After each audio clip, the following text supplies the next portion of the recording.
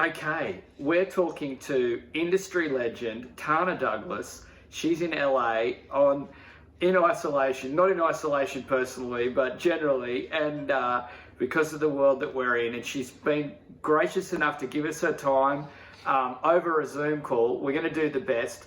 Tana, welcome to the Roadie Show.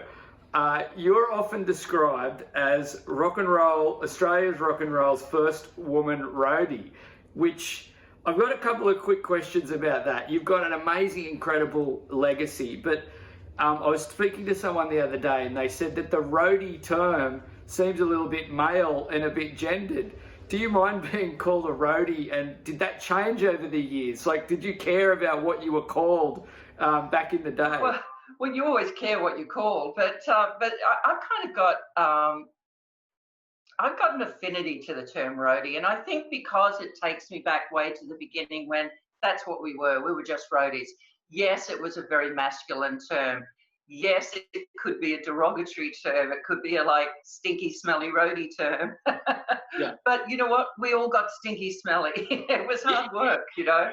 Yeah. So I kind of have an affinity to the term, and I think it's kind of sad, really, that people are trying to disown that term because that's what it was.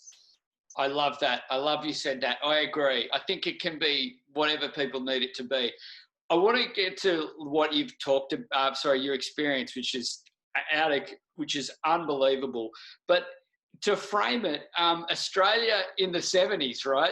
You were very young, but what a wild time. I'm obsessed with that story in the, you did an interview with Stuart Cope and made it in the Roadie's book.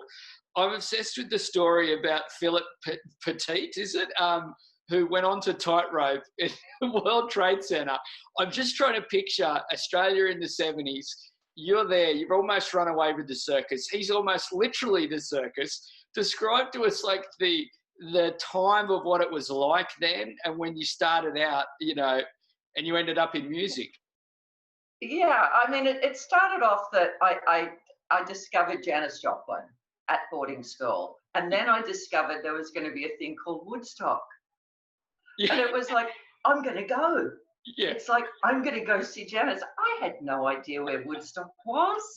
I was probably failing geography. I don't know, you know. So it's like, and I got this wild hair that that's what I was going to do. And of course, that got shot down rather seriously, rather quickly by both father and school. They're like, no, she's gone mad. No, let's lock her up. So, but then I heard about this thing called Nimbin, and I went, and it seems to me I was not the only one that felt robbed by missing out on Woodstock, because along came Nimbin a few years later, and it was like, I'm going. I don't care what anyone says. I'm off. So I packed a little bag and ran away, you know, and off I went to Nimbin. And that's where I came across Philippe Petit, because he'd actually been invited over by the Australian Cultural Centre, I think it was called at the time, to take part, you know, the students' unions that actually put Nimbin together and stuff. They, you know, decided that he would be a really good guest, and they brought him over, and no one really, the government had no idea that he had this reputation for commando performances, you know, whether it was Notre Dame. I mean, he walked across Notre Dame, he did all sorts of things, the Eiffel Tower, all these things, and all under the rule of darkness, and just appeared doing it, you know. So for him, Nimbin was just a warm-up to and a way to get to the Sydney Harbour Bridge, you know. So I followed them down. I went, yeah, I'll come, you know. I went, what's this? Yeah. So, you know, he was just walking on little between trees and stuff and little buildings at Nimbin, but I'd never been to Sydney. So it was like, yeah, I'm in, count me in, you know, so off we go. And it was quite exciting, really. You know, I mean, without knowing it, I was becoming part of my first production, you know, and it wasn't music, but it was production, you know, and it was rigging, and it was like putting on a performance. And, you know, then he took off, and his next feat was when he walked between the Twin Towers in America, you know, and they made a movie about that just not so long ago, etc. So, you know, he had a very interesting life, coloured life. He's still alive, I think. He lives up in Canada. Right. And yeah, so, but that got me down to Sydney. And eventually I ended up, you know, deciding I wanted to be in Sydney because I really like music, and that's what I, you know, was interested in. And there seemed to be a lot of it going on, and that's how I got into the music industry. You know, it's was actually through one of our really well-known and loved crew members, Swampy, Wayne Jarvis. Yeah. He was the first person who actually spoke to me about music. You know, I asked him, I ran into him and I got invited to the Whiskey in Sydney, which was the first gig I'd ever gone to. I got invited. And it was like, you know, and he said, oh, well, if you're into music, stand here. And he put me next to the sound console, you know, and it was like, ooh. And I spent the whole show, it was some American, you know, R&B soul band or something, you know, up on stage with all the R&R soldiers, and the place was packed and a lot of spandex and stuff. And I was still in my hippie phase. So that was a bit much for me. But I was fascinated by, like, these guys where he placed me at this console going, wow, what are they doing, you know? And then, you know, I'd see other people milling about the stage but not playing instruments. And, you know, so when he came back, like between sets, I think it was, you know, I said to him, I said, so who are these people that keep coming up on the stage but not playing instruments? What's that? What's that all about? And that's the first time I heard the term. He said, oh, that's a roadie. And it's like, wow. You know, that's interesting, you know. So that's what piqued my curiosity. And it was literally within a couple of months, actually probably less. And all of a sudden, I'm a roadie. So it was kind of fun, yeah. Yeah, in your bio, I mean, it goes on. For people who don't know, it just this one line. I mean, the list of people you've worked with in many capacities is huge. But AC/DC, Santana, Suzi Quatro, Neil Diamond, David Essex, Leo Sayer, and Status Quo, all before she turned 18. I mean, that's just like, so obviously things went quite crazy. But it was all very fast, yeah. Yeah. I want to quote another from another interview I've read, or something you've said online. I tend to pick a tour by the crew, not the performer, as the crew is who you'll be living with the next 12 months of your life, not the performer. Plus, a good crew doesn't work for a bad performer. I found that really interesting. And over the years, like, and this relationship between the crew and the artist, and it's different to the audience and the artist. It's kind of like you need to respect the artist and give them their creative control. But there's a lot of smoke blowing and all that kind of thing, you know. Yeah, I mean, we're in a fortunate position to actually see them as human beings, just sort of people. You know what I mean? Because, I mean, it's a relationship, you know. It's whether it's a marriage or dating or on tour, it's all kind of the same thing, because it's all of a sudden 24/7, and what you maybe thought the person was, you know, they're really not, you know, and you find it out really quickly, you know. And so that's where you have to have this mentality where, you know, you adapt and you accommodate people, and you do your job, and you make it work, and you all bond and become this machine that's really, really awesome, actually, you know. And I think that's why these friendships last forever, because you go through so much in such a intense short amount of time that you know each other, like, really intimately, not in a, you know, in all sorts of ways, you know, whether you want to or not, you know. And when you know someone that well, and you know how they are, and you know you can count on them, and you know they've got your back, and they know you've got their back, then you can't undo that. That's sort of for life, you know. And that's why, to me, being part of a crew was always way more important than saying on a resume, well, not that we had resumes in those days, but being able to, like, brag in a bar that, oh, I toured with so-and-so, but they were a dick. You know, I mean, so what, you know? I'd rather say, you know, I was out with like, you know, 4 or 5 really cool crew guys where everyone at the bar's like, yay, where are they? How are they? Are they good? Yeah, they're great. They're doing this, this, and this. That's way better than saying, oh, you know, I got to tour with Mr. Glam Pants and he was just an asshole, and it was like we had to call him sir and we weren't allowed to look at him. It's like, what's that about? You know? Oh, that is put amazingly. That's put so well, I think, better than I've heard it. And it's something I would say to people, that thanks for that. But like, in Australia, it's funny how, like, a good segue, I feel like, is about in Australia, you don't see as many women, and it's like, I think it's different to the rest of the world. I think what you've said about being in the crew, the relationship to the artist, I think it's really healthy to have women on tour. It's like, there's women in the real world.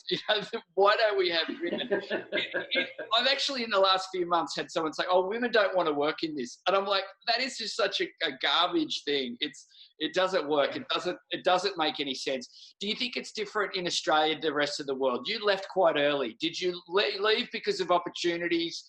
Were there other things? Have you noticed a difference in the attitude? Well, I mean, I left because there was an opportunity there to work overseas, so I took it.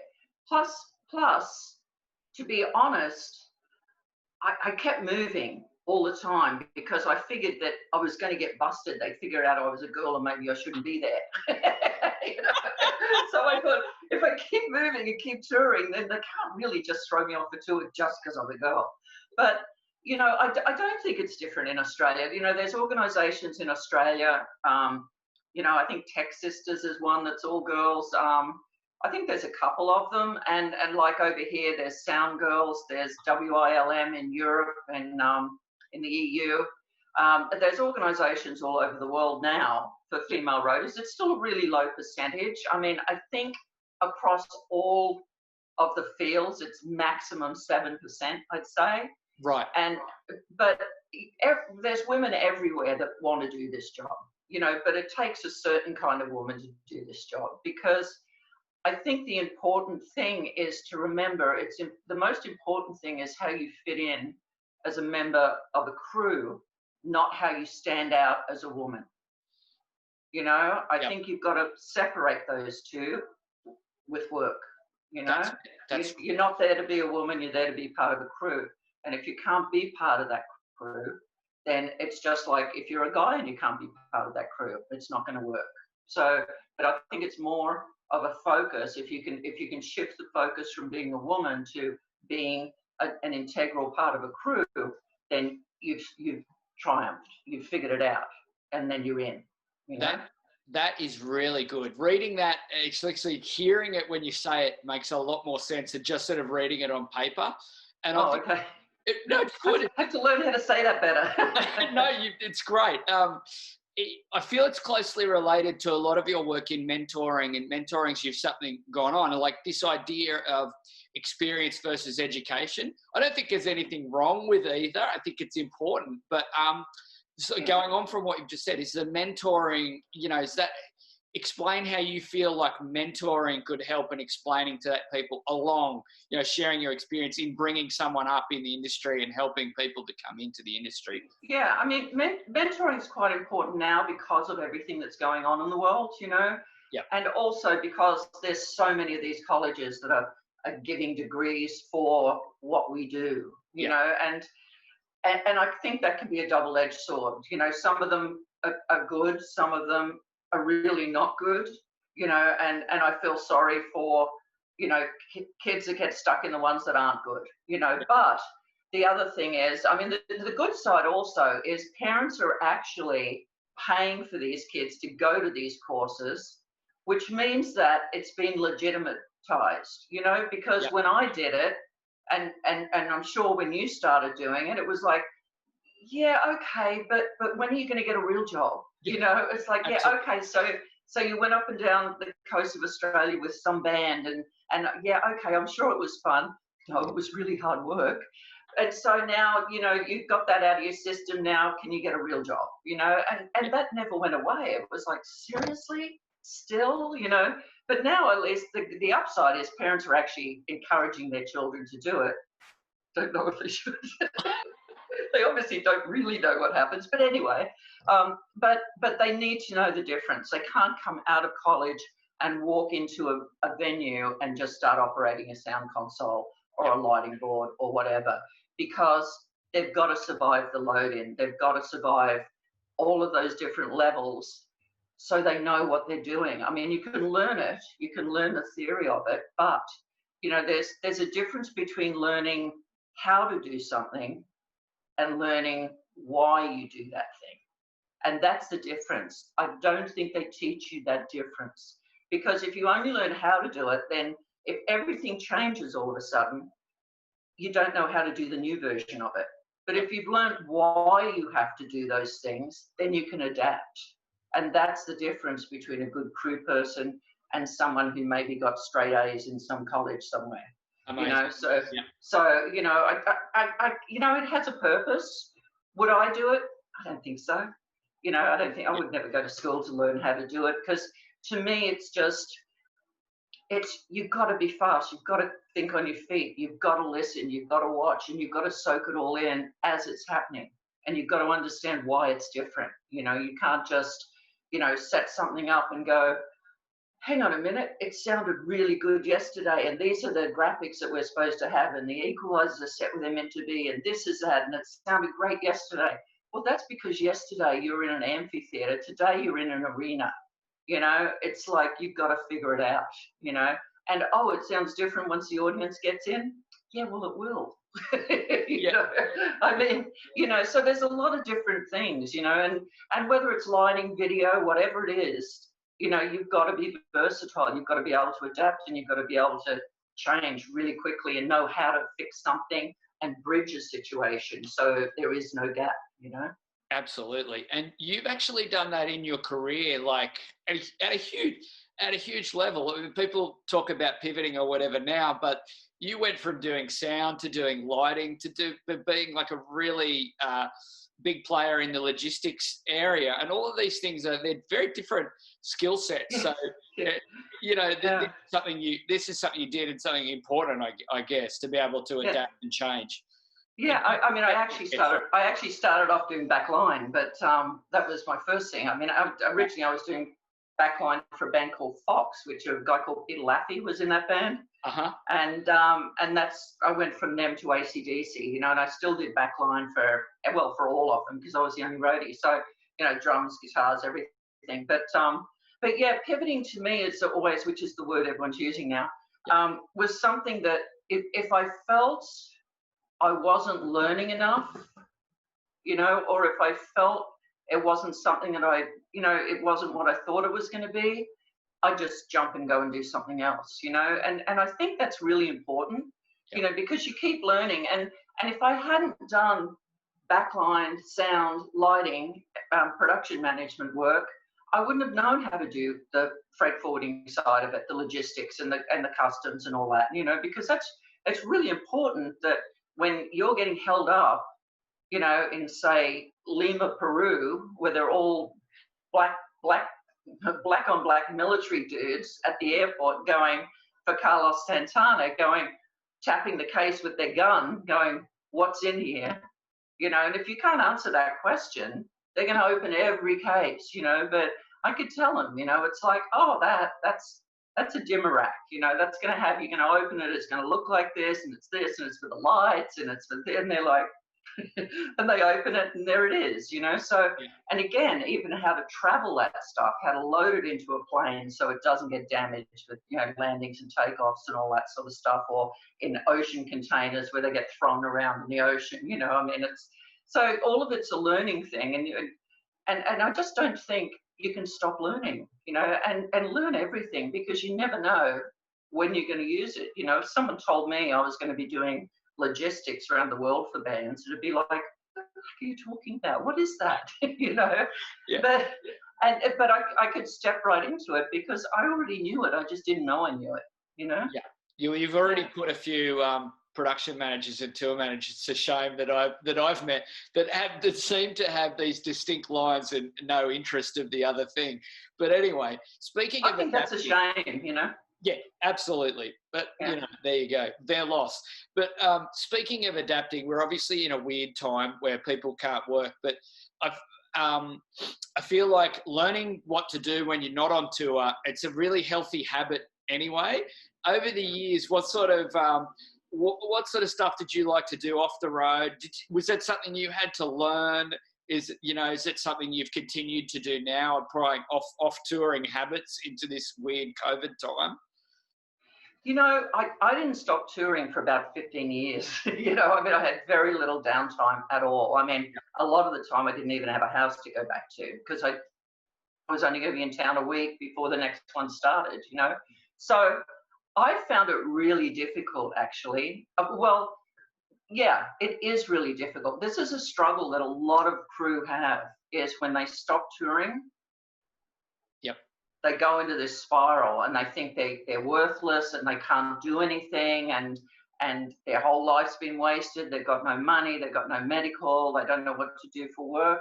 And it's, luckily I figured that out really quickly, because it was like, hang on a minute, I've done all sorts of stuff. I can do anything, you know, and it's like, stop it. So I thought about it. I mean, I kind of wallowed in it for my own purpose. You know, you gotta have a bit of a wallow about and feel sorry for yourself, you know what I mean? Yeah. But then I went, nah, you know what, I don't like this look. This isn't working for me. So I better get off my ass and do something, you know? So, but I think it's, if we could get that message out more to people, that, I mean, I'm hearing it now with COVID. You know, whether it's social media or wherever it is, it's like, you know, I can't do any of these other jobs. I work in this industry for 15 years or 20 years or 30 years. And it's like, okay, well, can you drive? Oh, you can. Oh, okay. Can you push something on wheels? Oh, flight case. Can you push a flight case? You can. Okay, so that's something on wheels that it moves. Okay. What about, you know, can you lift something that's like over 50 pounds? Oh my Lord, you can. Holy shit. There's like 100 jobs here you could go for, you know, and we've just got to leave it's a bit of an ego, but I think it's a bit of pride as well, you know, that because we work so hard, I think we're quite proud people, and it's seen, I think, as a bit of a huge step down to all of a sudden go drive a truck for, you know, some food store or something. But you know what? It's survival, you know, and you never know what's going to come from it, you know, and that's what I've always done. It's like, you know what? Something will come from it. We'll see what it is, you know, and it has, you know. I mean, I reckon I never thought. Sorry, I reckon your attitude in your passion for self-learning, for pivoting and changing within the industry, like that's that same attitude that you've been able to bring. You've got, you know, having some equanimity or just sort of patience to do with what we're in now. I think that's really important. You're obviously spending time writing a book. That's incredible. Tell me about writing your first book. What's it going to do? How can you ever cover any of this stuff? You know, what's that been like? Tell me about your book. The first book's called Loud, and it's through HarperCollins in Australia, and it was meant to launch in April of this year. Right. But they held back a lot of their books that they wanted to really focus on with the releases and stuff.